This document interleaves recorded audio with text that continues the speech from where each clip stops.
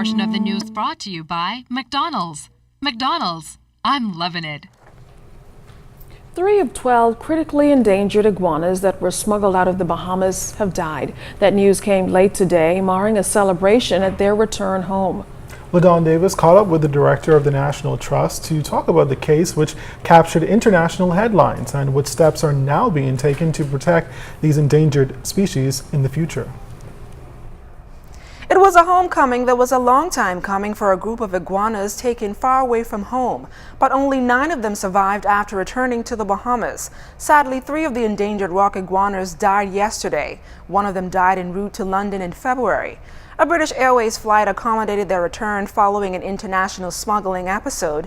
2 Romanian women stuffed them in socks and stashed them away in their luggage before they were discovered by British border enforcement officers.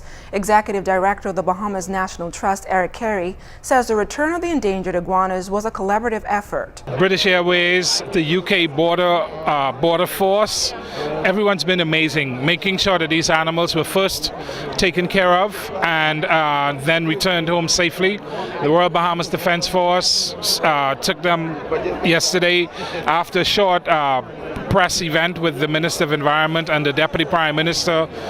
They took the iguanas, led by Director of BEST, Mr. Philip Weish, to St. Salvador, where they were finally opened, because we didn't open the boxes here because they were sterile and we didn't want to risk the chance of introducing disease. According to a statement from the Bahamas Information Services, said the animals were in good condition when taken from boxes on Independence Day, but 3 of them were found unresponsive later on in the day.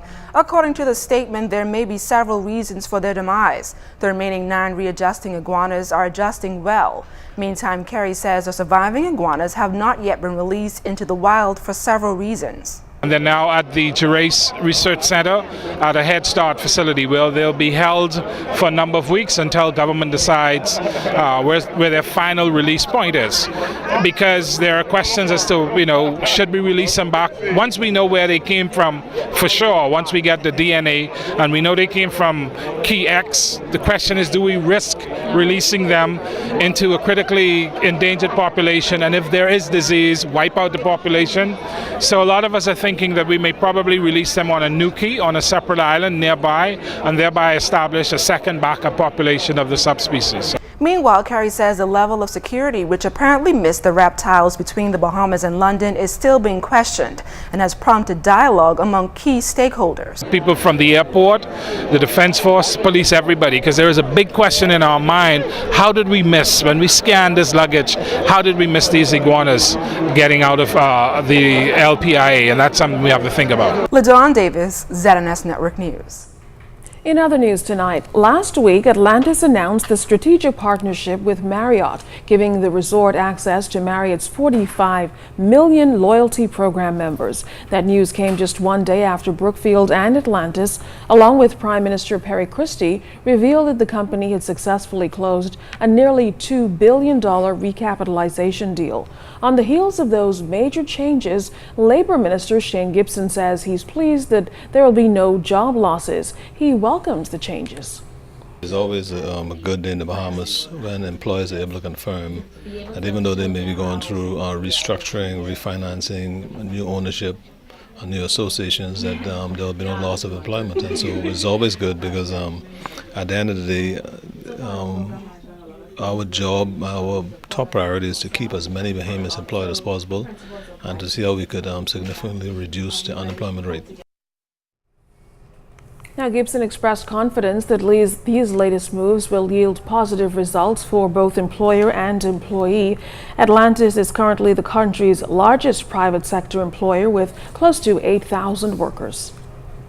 What I saw happening in Atlantis could only assist in the further development of that product that they have over there, and so I don't see it as being negatively impacting the employees in any way. Not from what I see, unless there is some information I'm not privy to. But based on what I saw, I think it will be a positive impact on employment over there.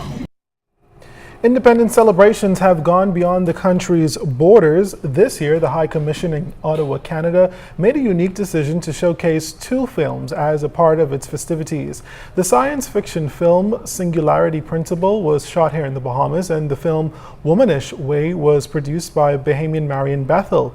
Film Commissioner in the Ministry of Tourism, Craig Wood, says these 2 films were chosen because they have strong Bahamian content. He believes viewing these types of films on the international stage will bring tremendous benefits to the country. Well, it's very important for them to be shown internationally because what it does, it puts eyeballs on the Bahamas as a location, on the Bahamas' capability to work with foreign crews to help get the film to completion. And also for it to be a part of our 41st Independence celebration is a wonderful thing because we're now expanding the dimension and variety of work and things that can be done in the Bahamas, and film is becoming a big part of that now. Still to come in sports news tonight, the Andros Regatta is in full swing. You're watching the Bahamas Tonight. This portion of the news was brought to you by McDonald's. McDonald's, I'm loving it.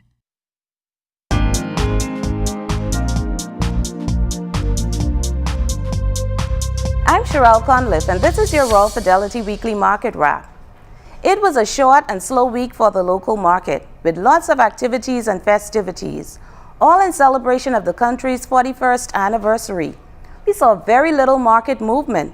With a decline on trade volumes, investors may have been in celebration mood, with just 4 stocks trading over the local exchange. We have had one advancer during the week, AML Foods, which was in conjunction with the company's buyback program that is still in progress. Fortunately for investors, there were no decliners during the week. There will be 2 upcoming annual general meetings slated to be held by month end. Cable Bahamas will be held on the 30th and Fidelity Bank on the 31st. As a shareholder in these companies, you are urged to attend to hear and understand how your companies are performing. In international news, U.S. stocks fluctuated, with the Standard & Poor's 500 index poised for its worst week since April, as investors weighted the implications of the corporate debt crisis in Portugal and assessed earnings reports. The S&P 500 fell 0.4% yesterday, as signs of financial stress among Portuguese banks fuel concern over the strength of the European recovery. Here is your investment tip for the week. Make time. An investment in knowledge pays the most interest. Make the time to learn and understand your investment objective or objectives, and understand how to plan to achieve them. Whether it is to learn more about investments such as stocks, bonds, or mutual funds, or from a tangible aspect, real estate or startup of a new business, making the time to understand all of the important details determines the success of your goal. As always, we the professionals at Royal Fidelity are here to assist you. Give us a call or visit our Facebook page or website for more information. This has been your Royal Fidelity Weekly Market Wrap. I'm Sherelle Conliffe, wishing you a happy independence.